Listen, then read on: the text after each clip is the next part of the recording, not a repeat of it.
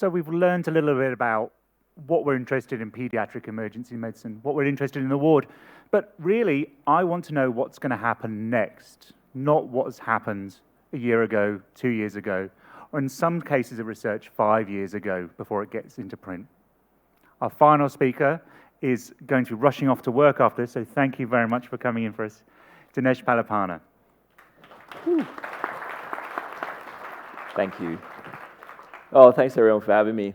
I was actually just thinking, I don't often get nervous when I speak, but I do get nervous when I'm speaking in front of people I know. And there's a Dr. Mary Good in this audience. She's a good friend of mine. She said she'd kill me if I out her here today. Because I admire her so much, and she's so clever, and she won the university medal, which she likes to keep a secret. And now she'll tell me that she's going to kill me for saying that. So I'm going to talk a bit about spinal cord injury. I don't know why I have an interest in it. Somehow I developed it a few years ago. I don't have any slides, but I'm going to tell you a little bit of a story about the work and how spinal cord injury has developed over the last few years and where we're going to head into the future. I think disability is a really interesting thing. Yesterday, I was at the Sydney airport last night and I was about to come back, and I ran into Kurt Fernley, and we know each other. He's had a disability all his life and he uses a wheelchair. Actually, interestingly, Dylan Alcott also turned up at the airport afterwards, and all three of us, we know each other, and we were going to catch a plane. Fortunately, the three of us weren't catching the same plane because in some airlines, they only allow 2 people with a wheelchair into it. So if 3 turns up, they turn 1 away. Recently, I was having a conversation with Kurt, and he was telling me this really harrowing story about when he was born. He said that he was born, and then the doctors came into the room and told his mom, "I'm so sorry." And they apologized for him being born with his condition. And for Kurt, this was such a heart-wrenching thing because he says that I came into this world with an apology. And it just really made me think about disability, right? Because we need to think about the way we think about disability socially, the way we think about the different and diverse people that come into this world. And look at him today. I don't know if I wonder what the people who apologize for him being born would have thought, looking at what Kurt is contributing to this world today. So I think broadly, there's a conversation that disability, there's a huge social aspect to it that we need to change as a society and the way we view it. And I think it's really important that it actually starts in pediatrics. With the kids, it starts with the children. And I think it's starting to happen because in Dylan's book, he wrote that when I was growing up, there was no doctor or a lawyer who had a disability. And I didn't know who to aspire to. I'm like, come on, man, let's change now. I'm your answer. So I think it's starting to change. And recently I was at a kids camp and I gave a talk to a bunch of little children. And at the end of it, one of them said, "Are you in a wheelchair because you think it's cool?" And I thought that was the greatest thing because to this little girl, being in a wheelchair was cool. So we need to change some of these conversations around the social aspects of disability. And I think it's really important that it happens with the kids. But at the same time, we need to look forward and we need to see how we can change the physical aspects of it too, because it's important to move humanity forward. And this struck me so deeply a couple of years ago when, I don't know what that was. That sounded... My mum got a Tesla recently and it's got a fart mode. So when you turn on the indicators, it farts. And my girlfriend's just, she's giving me a lot of rubbish about being childish and having the fart mode on when she drives. That's what that sounded like. But a couple of years ago, I was invited to come to a hospital. Actually, one of the nurses called me and they said, "Can you come and talk to a little person that we have here who's had a spinal cord injury?" And this little person was under 10 years old. And I went to see them, and it really struck me that when I had the spinal cord injury at the age of 25, I'd lived a lot of life. I mean, I was only 25, but I went snowboarding, I played sport, I held a girl's hand, I did all those things. And I had enough experiences to have felt like I lived at least a full life until then.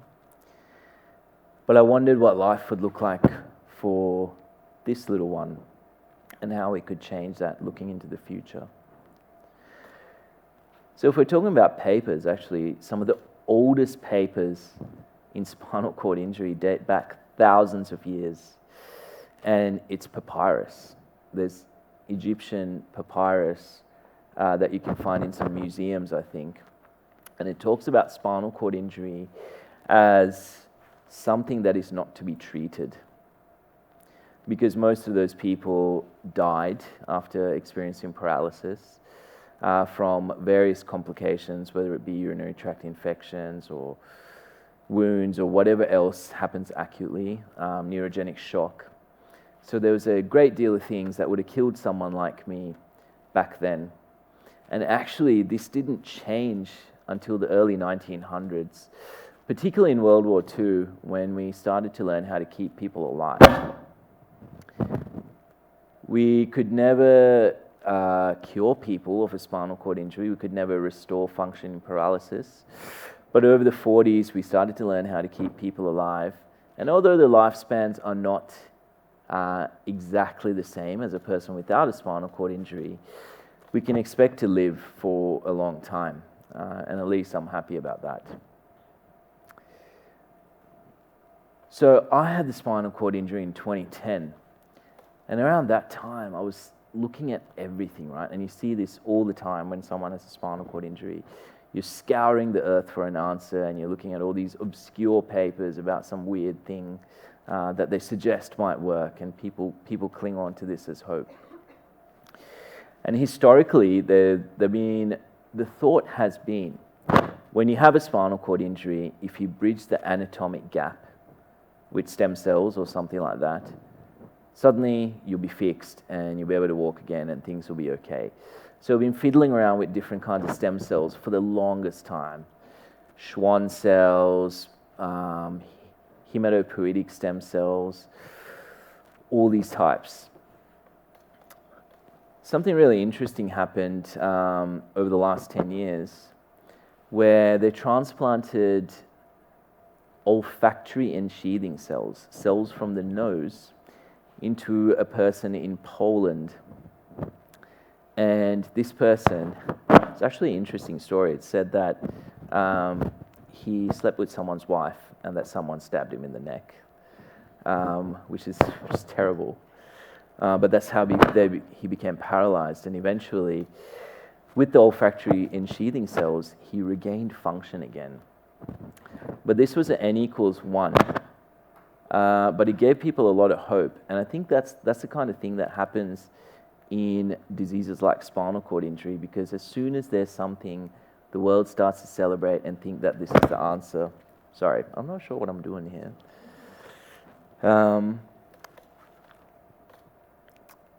So there is a great deal of work happening at the moment, and a part of that work I'm involved in as well.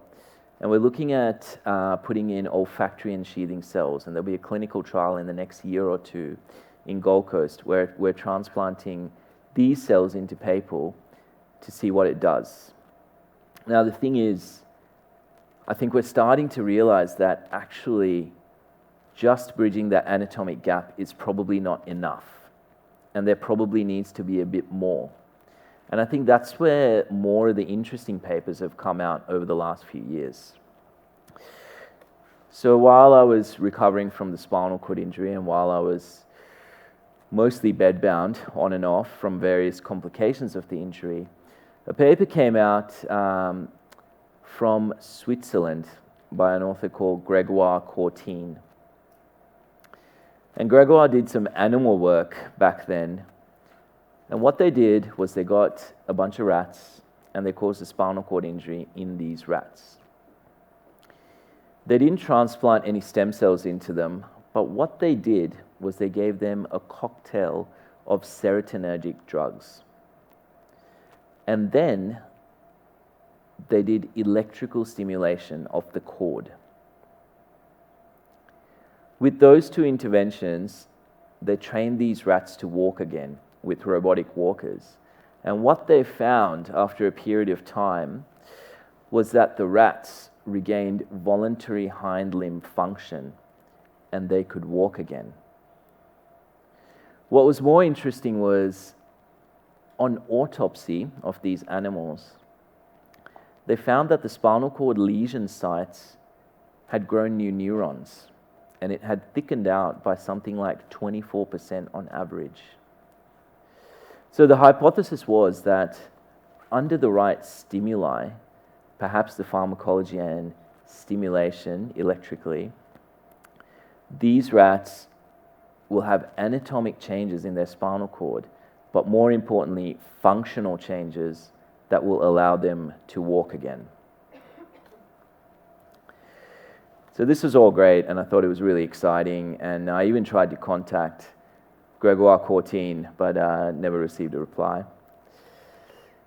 And kept watching and watching. And then not long afterwards, just a matter of years later, they replicated this at UCLA, and the lead researcher was called Reggie Edgerton. And they essentially did the same thing to human beings. They gave them buspirone, which is an anxiolytic drug, which has been in use for a long, long time, acting on similar receptors to what they used in the animals, some of the serotonergic receptors. And they did some over-the-skin electrical stimulation, so it's transdermal stimulation. And they trained a group of people with chronic spinal cord injuries at various levels.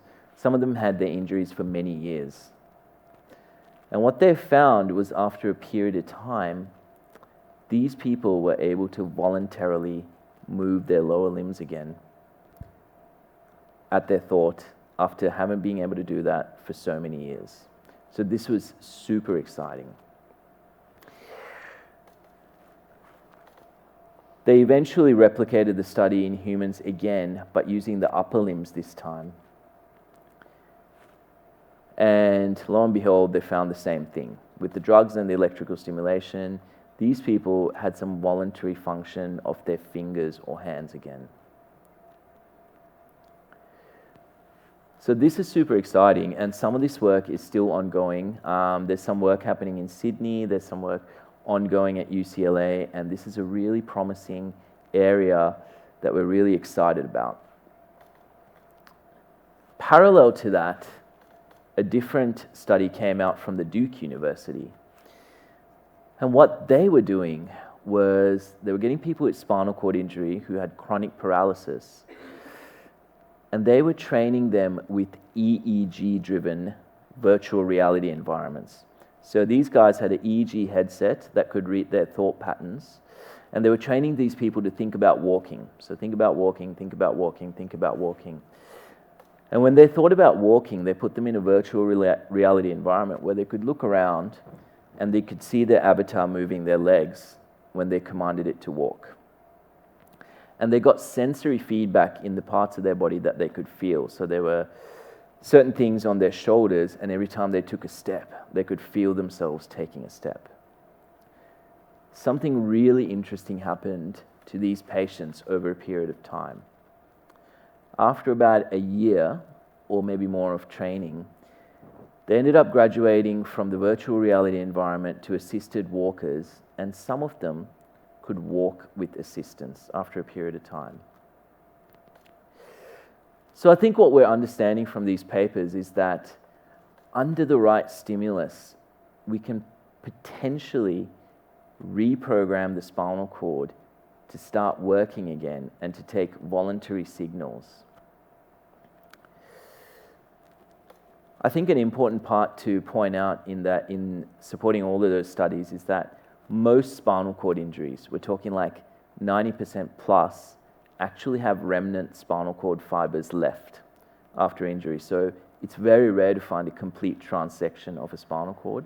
And this probably provides the basis for most of these interventions to work.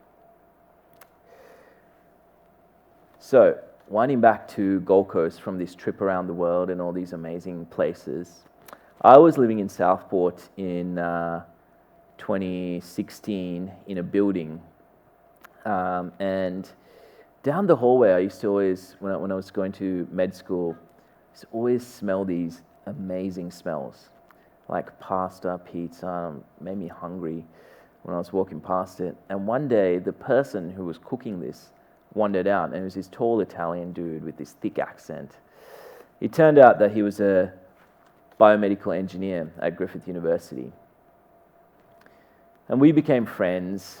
We met in the elevator, we started talking, we started hanging out, and we started talking about spinal cord injury. And over a period of time, we started fiddling around with some of these papers because he was my friend and he wanted to see spinal cord injury change over time as well.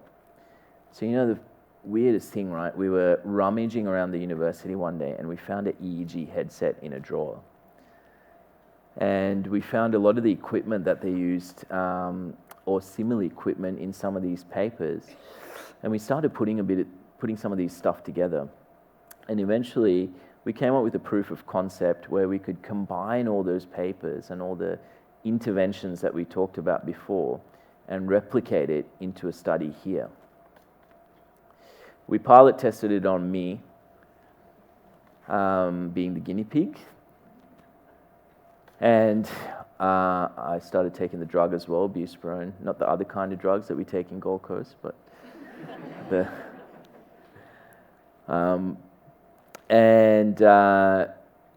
eventually we got to a point where in, I think it was 2019 or 20 now, we received $2 million from the Queensland government to build this workup. So now we have many people working in our lab. We have 5 people with spinal cord injury developing this intervention, and then they're in our lab every day going through, and we're measuring what the outcomes are. So when we're talking about moving into the future and bubble wrap for the future, I'm hoping that that little person I saw in the hospital, his mum told me that for the longest time, he didn't look in the mirror because he found it so hard to look at himself in a wheelchair. And for me, it was the same thing as well. I'm extremely vain, but for the longest time, I couldn't look in the mirror as well because I found it really hard to confront myself. But maybe one day, little kids like that, if they have a spinal cord injury, I hope that the papers that we talked about and the work that we're doing will mean that their future will look a bit different. And maybe the little kid that I saw as well, he won't live his lifetime with a spinal cord injury, but maybe in the future, he'll have the opportunity to walk. Thank you.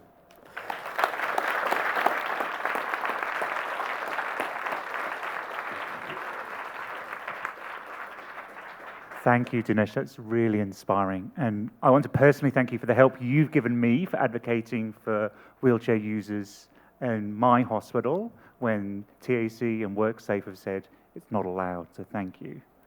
Does anyone have any questions for Dinesh that are not covered in his amazing book, Stronger, out now and all available independent bookstores? An audio book, which I narrated in the sexiest voice possible. Well, it is pretty good. Thanks.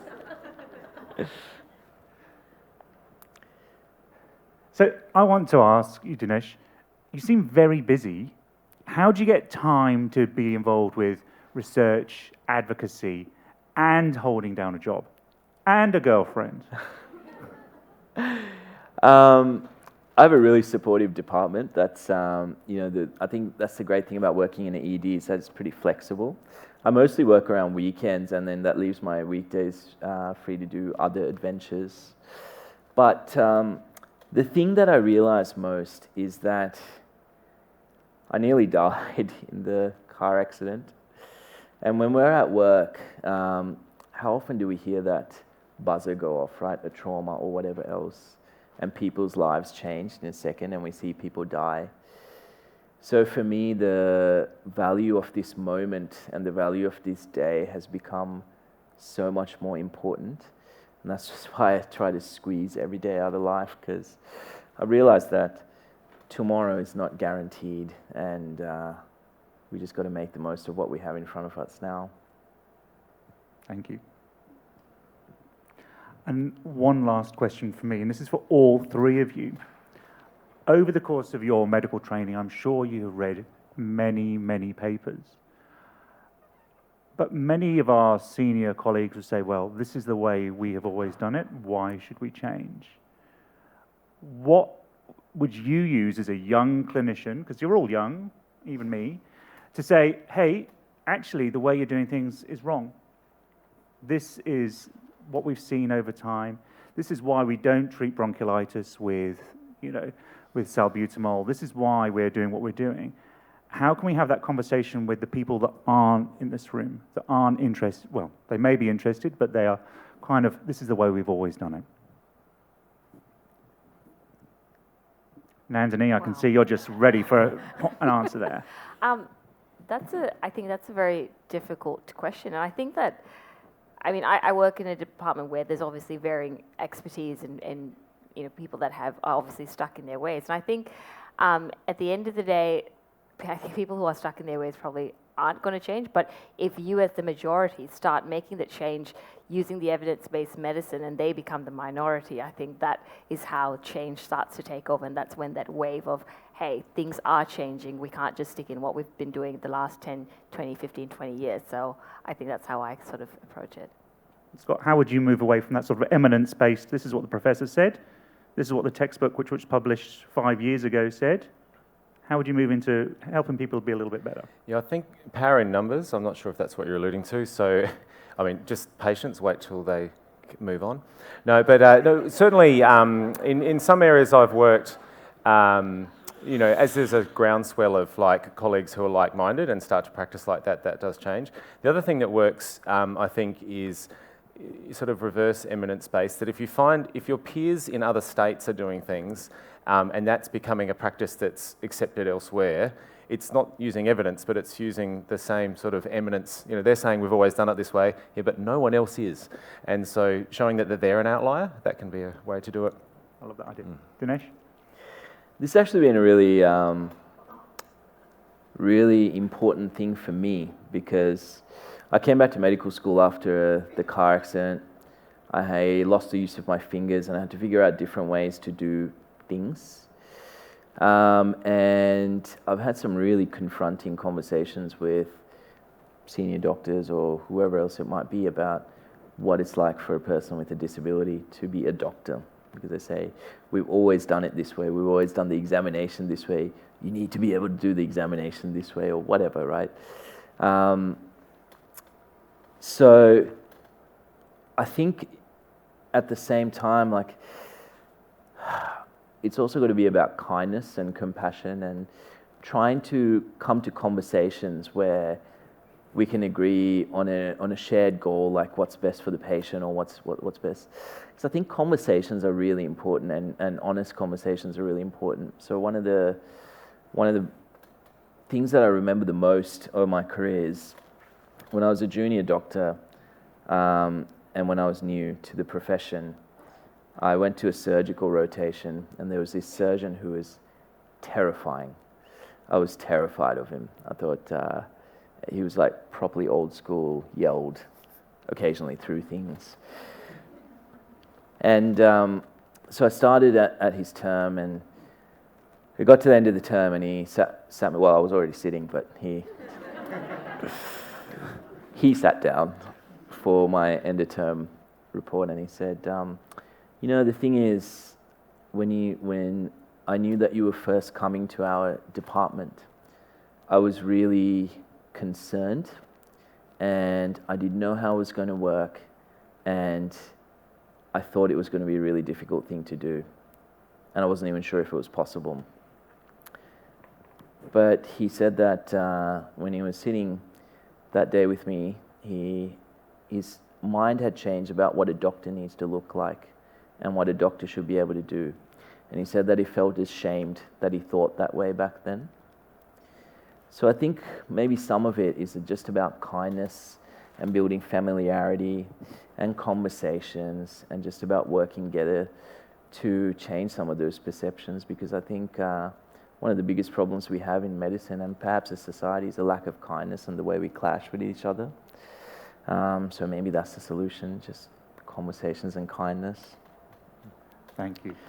And I think it's time for us to show our kindness to our speakers. Nandini, Scott, Dinesh, thank you very much. Thank you.